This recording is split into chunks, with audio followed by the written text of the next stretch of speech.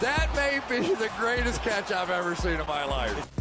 Okay, so I know this may not be as exciting for everyone else that it will be for me. I know everybody wants to hear about running backs, wide receivers, and a lot of people overlook their tight end position. But I have found that I am drafting tight ends consistently the same guys over and over and over again in my startups this offseason. So I figured, hey, let's go through, let's create a buy low tight end video. Let's dive in depth on a couple options that I think you can pick up for practically free that I think have the potential to be this year's Dalton Schultz, going out there and providing you tight end one production when not many people are expecting it. But of course, before we get into it, go down there, drop that like, leave a comment, letting me know if I say anything stupid, subscribe to the channel. If you play Dynasty Fantasy Football, you know what to do. And if you have somehow not already, go get our Dynasty research book. The easiest way to do so is to go sign up for Underdog Fantasy. And over there on Underdog Fantasy, you're going to be able to hop into real money fantasy football drafts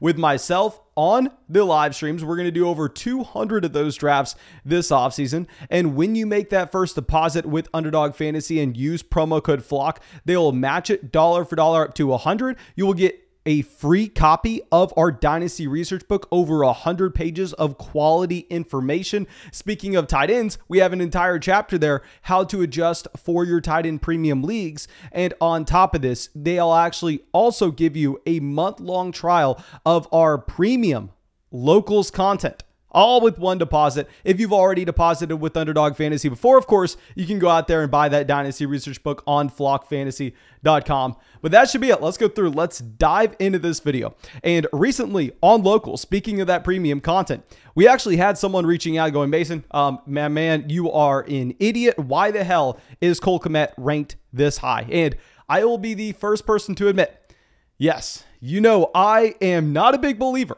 of this Chicago Bears offense. I am the first person to come out here and throw hate on Justin Fields. So it may be surprising to hear that I'm a pretty big Cole Kmet fan in dynasty leagues in particular, especially where his draft price currently is. Now, before we dive into anything, I will acknowledge the fact that this Chicago Bears passing offense, a couple of the offenses that we are going to be talking about today, will not be an above average passing offense in the NFL. Now, this past season, this team was a bottom 10 unit overall. Now, y'all know I'm not the biggest fan of Justin Fields. I would expect Justin Fields, however, to take a significant step forward in year two. I don't know if he's going to be able to become an average to above average NFL quarterback like everybody assumes he is destined for greatness, but nonetheless, he'll be better than he was his rookie season. And I should assume that Chicago is going to be a better environment overall for these players like Darnell Mooney, like Cole Kmet. But even if it's not, Cole Kmet stands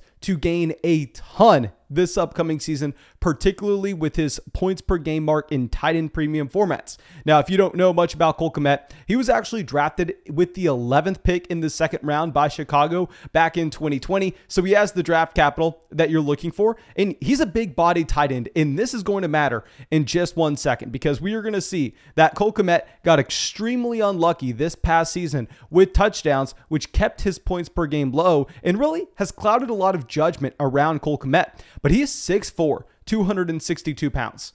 A 262-pound man. I'm pretty sure that he's going to be able to have a role in the red zone. I'm pretty sure that this is someone that's going to be more than capable of at least being average. I'm not asking Cole Kmet to be some elite red zone threat. I'm just asking him to have an average touchdown rate. Can we all get behind that, especially with the departure of Jimmy Graham, especially with the departure of Allen Robinson? Because if we can all in this room come out here and agree that Cole Kmet is destined to at least be an average red zone weapon and have the average touchdown rate for touchdowns scored on a per target basis in the NFL going forward, then I think we have a hidden gem here. Because if you're looking at Cole Kmet in 2021, yeah, he finishes the tight end 21 on a points per game basis in a tight end premium format. That's not great by any means. You don't want to be trading for a low-end tight end 2, a mid tight end 2. But there are a couple things going on here.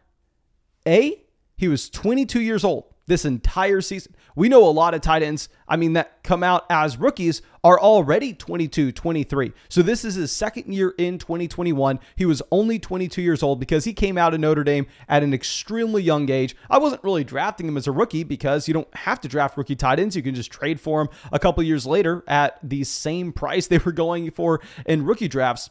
But this past season, the volume was there. What do we always chase? Volume, volume, volume. He averaged 5.5 targets a game, 36 receiving yards a game as well, which is nothing mind-blowing. It's not Travis Kelce levels, but if you're looking at this and adjusting for the offense he was playing in, he had a 17% team target share for Chicago.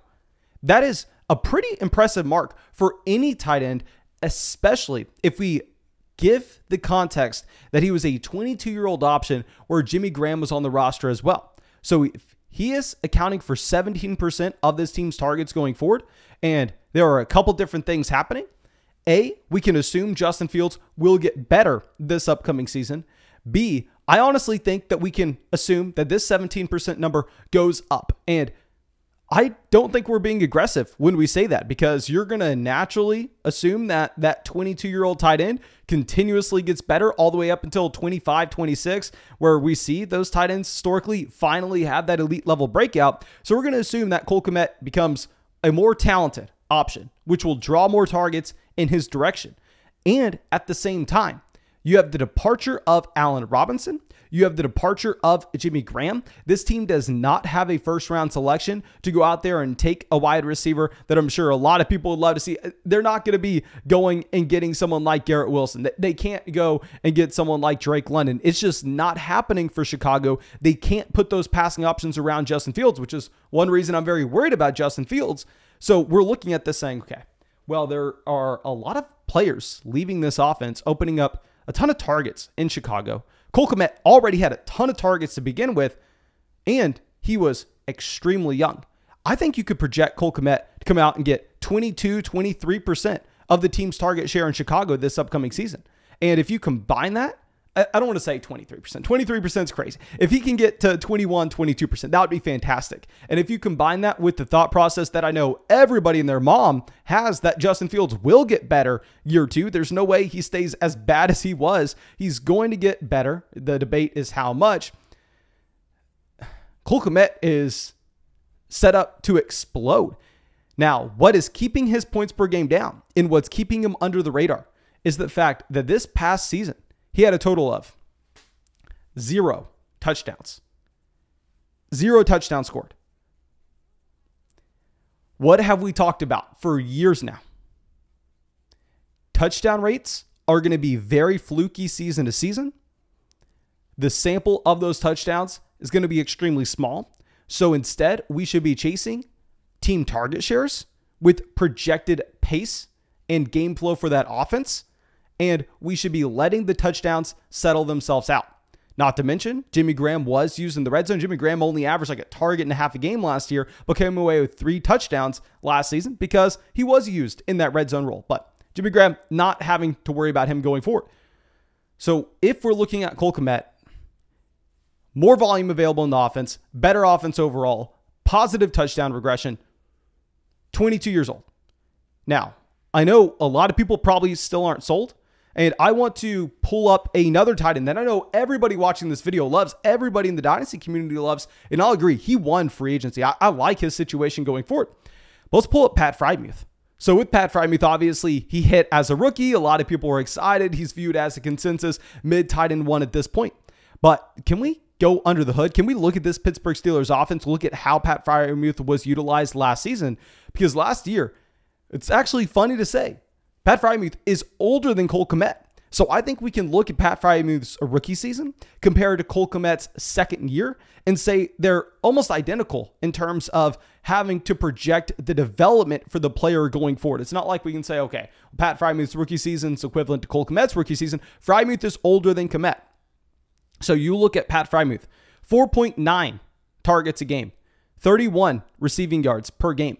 He counted for 12%, 12.5% of the team's targets in Pittsburgh. That's going to be the sticky number going forward. That is drastically lower. That's about 4.5% lower than what you had from Cole Kmet. Now, the difference between these two tight ends is Pat Freimuth scored 7 touchdowns last year. Now, if you're looking at Pat Freimuth, another big body tight end, it's not like he's that much bigger than what you're going to have with Kmet. So I don't necessarily think we can safely project the touchdown rate to be significantly higher for Freimuth compared to Cole Kmet going forward. I don't think we can project the Pittsburgh Steelers offense to be that much better of an overall passing environment with Trubisky compared to Chicago with Justin Fields. I know everybody watching this video assumes Justin Fields is better than Trubisky. Cole Kmet, less competition for targets, possibly a better quarterback. Not saying that's guaranteed, but let's just say most likely a better quarterback. Man, I mean, I want to say outperformed Pat Freimuth every category but touchdowns last year at a younger age. Now, of course, I'm not saying you want Cole Kmet over Pat Freimuth in Dynasty. I mean, based on trade value alone, that would be crazy. But if we're looking at my rankings right now, I have Cole Kmet ranked as our tight end 10. And if we're looking at where he is going in these startups, tight end 12, tight end 13, tight end 12, tight end 13. I mean, he's been drafted anywhere from the beginning of the 11th to the middle of the 12th round. Whereas if we're looking at where Pat Freimuth is going, I've seen Pat Freimuth in a real money Dynasty tight end premium startup go 5 to 6 rounds consistently ahead of Cole Kmet. I think these players are significantly closer than a lot of people assume. That's why I have not drafted Pat Freimuth in a single startup this offseason. And I've drafted Cole Kmet in a ridiculous amount. Now let's go to our next guy. And honestly, he's a better value than Cole Kmet. I like him even more. It's going to be Irv Smith Jr. Now with Irv Smith Jr., speaking of age, I know he was drafted in 2020. So it seems like it was forever ago. I'm sorry, 2019. He was drafted in the same class as Hawkinson and Noah Fant. So it seems like he should be pretty damn old at this point. Well, Irv Smith Jr. is 2 months older than Pat Freimuth for reference. He was incredibly young. He was drafted at 20 years old coming out of Alabama to Minnesota in the second round, just like what we had with Freimuth, just like what we had with Cole Kmet.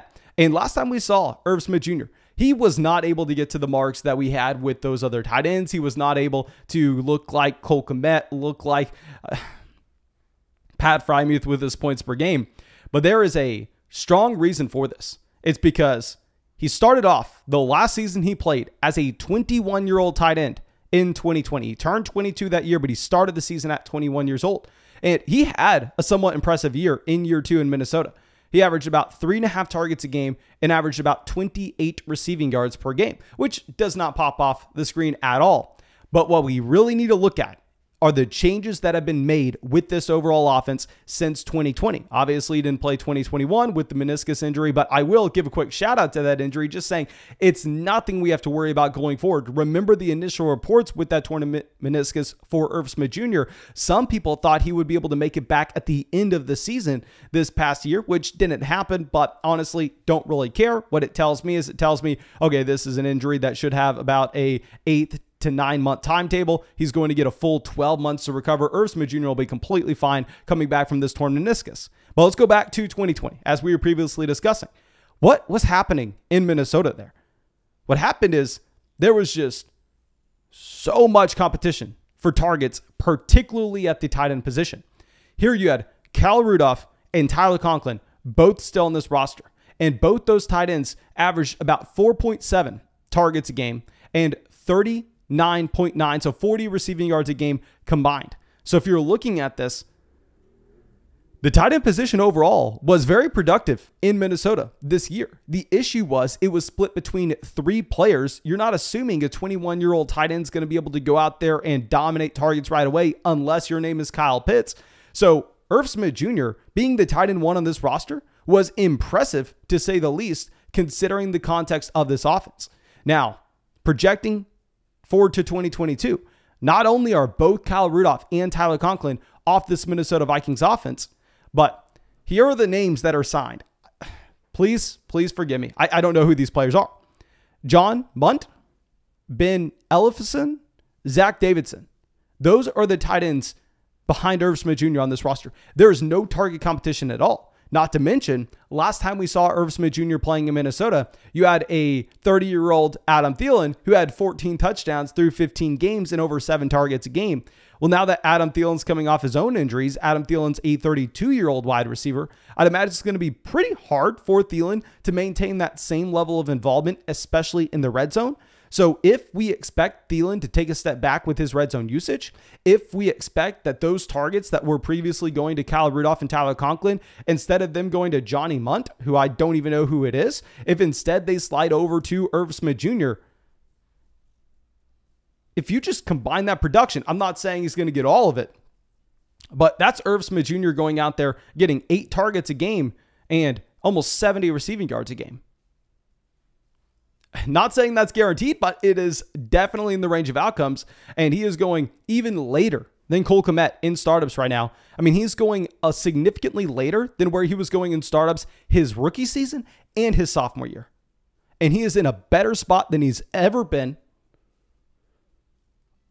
Why is he going later? This is why you don't draft rookie tight ends. This is why you don't draft those year 2 tight ends. You just wait, and you can buy them at a discount later on in their respective careers.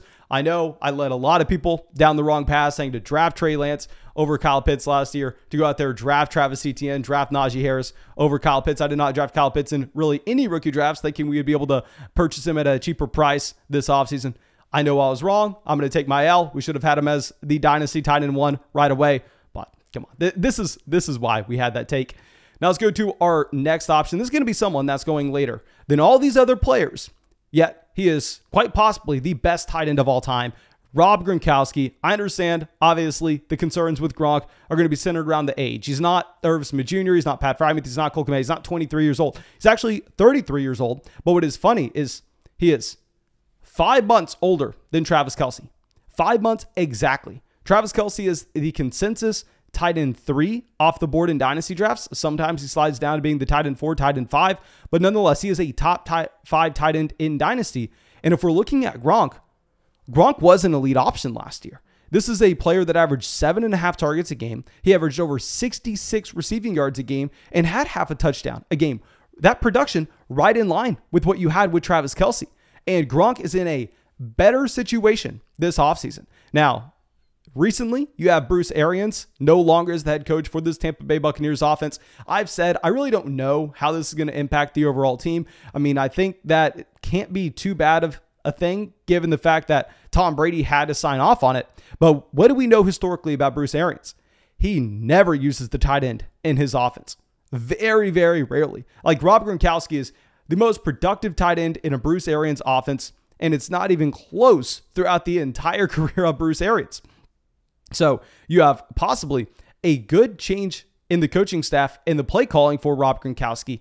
But more importantly, you have some of the other top options in this offense no longer viable. Antonio Brown, I know he didn't play every single game last year, but when he was in there, he averaged almost 9 targets a game and averaged almost 80 receiving yards a game at the same time. Those are just gone. It's not like that's going to go directly over to Justin Watson. It's not like we can say Justin Watson all of a sudden is going to be going out there, or Tyler Johnson, whoever you want to say it's going to be. And then Chris Godwin, significant knee injury. I mean, this is going to be hard to come back from. He injured that knee December 19th, tore pretty much anything you can think of in there. Now, if we assume best case scenario, which a clean tear to the ACL is 9 months. Godwin had more damage than that. Best case scenario, he comes back after 9 months. He's not getting back until about week 2. He's not able to start practicing until about week 2. So I think we can say Chris Godwin, there's a realistic chance that he misses the first month of the season, starts slow next year. Godwin averaging damn near 9 targets a game as well. So there's so much volume available right now in Tampa. We can assume Gronk's going to be back in Tampa. Hopefully by the time this video comes out, this hasn't changed. But if he's only 5 months older than Travis Kelce, and he is going at the end of these startup drafts. I mean, I've recently drafted him at the 1703 and the 1808. Some players that have gone before him in these startup drafts: Tim Patrick, Brevin Jordan, Dan Arnold. I mean, I would be fine with Dan Arnold if they didn't sign Evan Ingram. And at the 1808, players that went ahead of him: J.D. McKissick and Bailey Zappi. Gronk looks like he's a top 10 tight end this year. If we're going to be drafting Kelce that high, you have to give respect to Gronk. Now, let's go to, yet again, a cheap option. Cheaper than anybody else on this list. Let's go over to Harrison Bryant, and I will be the first person to say David Njoku, tight end 1 on the Cleveland Browns. I mean, I love me some David Njoku back in 2017. If you would have asked me, I thought David Njoku would be the tight end 1 overall in Dynasty by the time we got to 2022. It's very sad to see how things have not worked out for David Njoku. But the thing is, Njoku, people know he's good. I mean, he is going significantly ahead of someone like Harrison Bryant in these Dynasty startup drafts. Harrison Bryant, a very young tight end, 23 years old, going into year 3. What do I always say? Do not draft these players as rookies. Do not draft them in year 2. Just go out there, trade for them later at a cheaper price after they show us something. And here with Harrison Bryant, in 2020, he did show us something. I mean, he came out and averaged about 2.5 targets a game and had about 16 receiving yards a game, which is nothing special at all. But we have to go back to what we were talking about with Irv Smith Jr. We have to look at the context this was done in. He actually was playing on that same team with Austin Hooper and David Njoku. Austin Hooper averaged 5.5 targets a game and 33.5 receiving yards a game. Now, Harrison Bryant actually was able to outproduce and have a larger role in this offense than David Njoku his rookie season. I am saying I think Njoku's the better tight end. I prefer David Njoku in Dynasty, but David Njoku is going 10 plus rounds ahead of Harrison Bryant. Now, the reason for that mainly is in 2021, Harrison Bryant definitely took a big step backwards, which of course you hate to see. But since then, I mean, this depth chart's opened up. You have clearly Austin Hooper gone from Cleveland. You have David Njoku playing under the franchise tag. So you potentially have David Njoku gone next offseason. And all of a sudden, you could have Harrison Bryant taking that step forward in 2023, and he could be the tight end 1 for the Cleveland Browns offense. You're getting him for completely free. And this is not to mention that while the tight end room is cleared up significantly, this offense last year was almost bottom 5 with their passing yards. They were almost a bottom 5 overall passing offense. Now they add in Deshaun Watson. Deshaun Watson's going to be the tie that raises all boats here. I think that you have to be very excited about pretty much every single one of these pass catchers. On top of this, Jarvis Landry being replaced with Amari Cooper is good for these tight ends, because where does Jarvis Landry operate? Jarvis Landry operates closer to the line of scrimmage, more over the middle of the field, almost in the same area that you have from the tight ends. Where Amari Cooper, he's going to be that boundary wide receiver for Cleveland. Amari is going to be operating a little more on the outside. We can get a ton of 2 tight end sets here for the Cleveland Browns with both David Njoku and Harrison Bryant on the field. But what I'm looking for is Harrison Bryant to flash yet again this season, potentially David Njoku to be elsewhere next year. Then Harrison Bryant is the starting tight end on a run-heavy offense with Deshaun Watson in Cleveland. Now, I know that we're looking at him saying, Mason, he's not exciting at all. Trust me, I get it. But these are the players he's going behind in startup drafts right now. Greg Delucci, Kylan Granson, Jalen Guyton, Noah Gray. Those are players going ahead of him. I think Harrison Bryant is a fine dart throw. You're getting him for absolutely free. And of course, thank you so much for being a part of the flock, supporting the channel. Really hope you enjoyed this video. Really hope you got something from it. Go down there, drop that like, leave a comment, subscribe to the channel, and most importantly, go get our Dynasty Research book, whether that's on flockfantasy.com or whether that's going over to Underdog Fantasy, making your first deposit with promo code FLOCK. But thank you again. Hope you have a great day, and hope we get to draft with you sometime soon.